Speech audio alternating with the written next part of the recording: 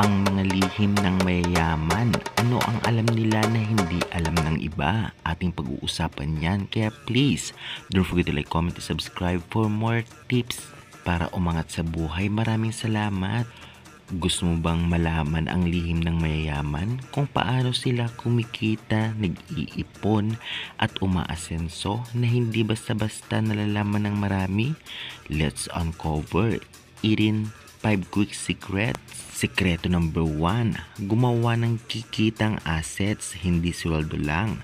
Bawat mayayaman ay may assets, negosyo, bahay, paupahan, investments. Hindi lang sila umaasa sa sweldo, pera ang nagtatrabaho para sa kanila. Sekreto number 2, iwasang ipakita ang gastos, live below your means. Para sa mayayaman, lahat ng luho, matrabaho nila pero hindi nila ipinapakita ang sekreto. Hindi nila nilalampasan ang kaya nilang gastusan, live below your means. Sekreto number 3, mag-invest consistent sa low risk options.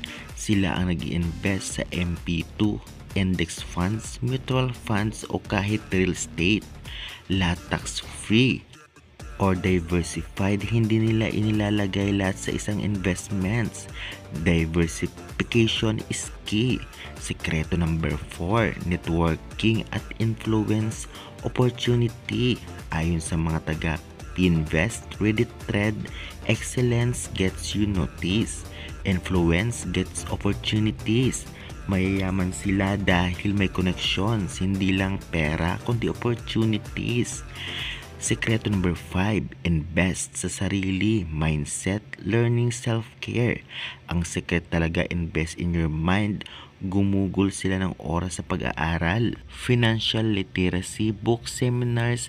Hindi lamang pera ang pinag-aral nila, pati ang utak at lifestyle.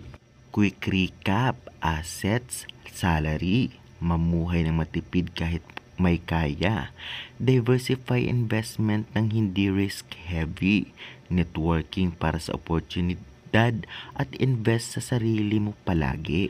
Gaya ng sinabi natin, lahat may salary, but yung may mayaman, may asset siya, may diskarte at may long-term mindset. Kung gusto mo pa makita pa lahat ng step by step na money tips, subscribe ka na dito. Like mo rin kung nagka-clue ka. Hanapan mo to lagi kapag gusto mo umasenso. Hanggang sa next video, maraming salamat. Babu!